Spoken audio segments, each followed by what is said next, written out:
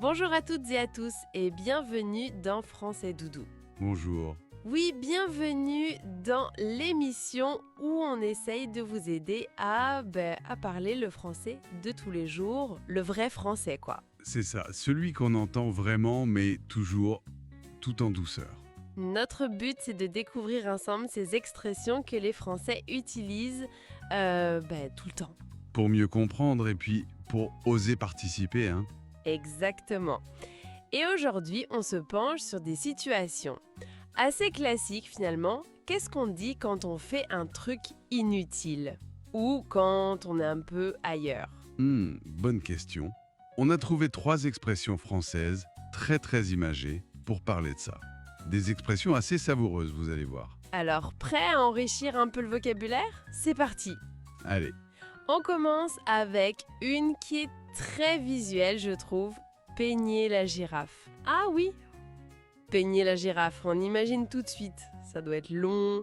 Et surtout, pourquoi on ferait ça? ben voilà, c'est exactement ça l'idée. Peigner la girafe, ça veut dire faire un travail super long, très minutieux, parfois même compliqué, Oui. mais qui, au final, ne sert strictement à rien. C'est l'idée d'une tâche un peu interminable, sans résultat concret, quoi. Inutile. L'image de brosser une girafe entière, c'est parfait. C'est le genre de truc qui pourrait arriver au boulot, non? Ah oui, complètement. Imaginons une petite scène. Un manager, disons Marc, qui voit une employée, Julie, super concentrée sur un truc. D'accord, alors je suis Marc. Bonjour Julie. Dites-moi, sur quoi vous travaillez avec autant d'applications?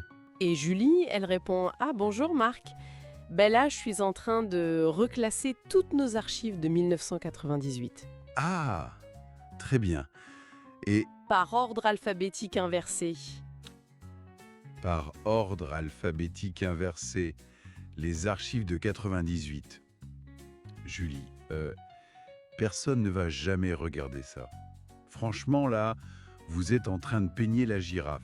Laissez tomber ça, s'il vous plaît, et concentrez-vous plutôt sur le dossier Martin. Ça, c'est urgent. » C'est exactement ça.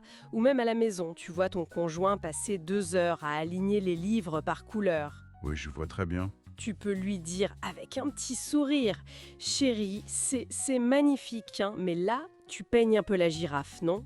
C'est souvent un moyen d'éviter une autre tâche, en fait. Tout à fait. Une sorte de procrastination très créative. Bon, après l'action inutile, on passe à la parole inutile. Très bonne transition. Oui, cette sensation hyper frustrante de parler et d'avoir l'impression de parler à un mur, que ça ne sert à rien. Ah oui. L'expression pour ça, elle est un peu plus familière, c'est « pisser dans un violon ». Ah oui, celle-là, elle est assez directe. Ça veut dire que ce qu'on dit ou ce qu'on fait pour essayer de convaincre quelqu'un, ben, ça n'a aucun effet. Zéro impact. C'est ça. L'image est assez forte, hein. Pisser dans un violon, ça produit pas de musique, ça produit juste rien d'utile. C'est très clair, on comprend tout de suite la futilité du truc. Par exemple, essayer d'expliquer pour la énième fois comment marche une appli à quelqu'un qui veut juste pas apprendre. Ouais, ou tu racontes à un ami, franchement, j'ai passé 1 heure à lui montrer comment envoyer une photo sur son téléphone. Honnêtement, c'est pisser dans un violon. 2 minutes après, il m'a reposé exactement la même question. Tellement ça. Ou alors, imagine des parents fatigués devant la chambre de leur ado. Lucas, la mère qui répète pour la 10e fois. Lucas, range ta chambre, tout de suite. Et le père, un peu là, qui dit à sa femme « Laisse tomber chérie, lui parler maintenant, franchement, c'est pisser dans un violon. Il rangera quand il aura plus rien de propre à se mettre. » Voilà, ça montre bien l'inutilité quand l'autre n'écoute pas ou ne veut juste pas changer. C'est peine perdue. Donc, on a la girafe pour l'action vaine. Le violon pour la parole vaine. Et quand c'est l'esprit qui s'échappe, quand on n'est pas vraiment là, Ah, pour ça, on a une expression beaucoup plus douce, plus poétique même. avoir la tête dans les nuages. Celle-ci, elle est peut-être connue dans d'autres langues aussi, mais en français, on l'utilise énormément.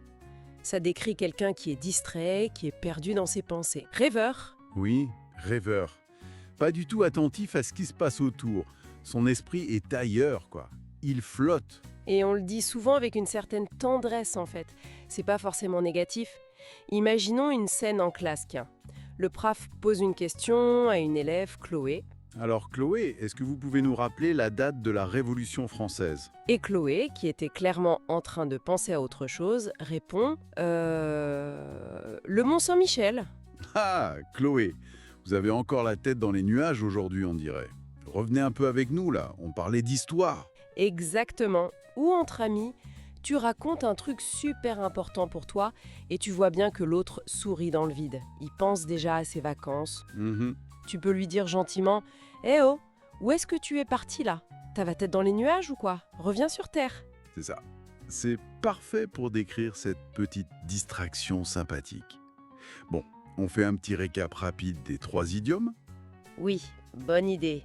Alors, pour résumer ce qu'on vient de voir. D'abord, peigner la girafe. C'est s'attaquer à une tâche qui est longue, compliquée, mais surtout, Complètement inutile. ensuite, pisser dans un violon. Ça, c'est quand on parle ou on agit, mais sans aucun effet. C'est de la peine perdue. Et enfin, avoir la tête dans les nuages. Ça, c'est être rêveur, distrait, pas vraiment présent à ce qui se passe. L'esprit est ailleurs. Voilà. En tout cas, on espère vraiment que nous écouter aujourd'hui, ça n'a pas été comme peigner la girafe. Ah non, jamais. Apprendre une langue, découvrir ses expressions, ce n'est jamais inutile. Chaque petite chose qu'on apprend, c'est un pas de plus. Exactement. Alors, un grand merci pour votre écoute. N'hésitez pas à vous abonner pour ne pas rater les prochaines discussions. Et surtout, le plus important, Essayez. essayez d'utiliser ces expressions. La prochaine fois que vous êtes un peu distrait ou que quelqu'un l'est, dites « Oups, désolé, j'avais un peu la tête dans les nuages ». C'est comme ça qu'on les mémorise le mieux, c'est sûr. Allez, on vous laisse. Surtout, n'allez pas passer l'après-midi à pisser dans un violon en essayant d'apprendre les règles du hors-jeu à votre chat. À très bientôt sur Français tout doux. Salut!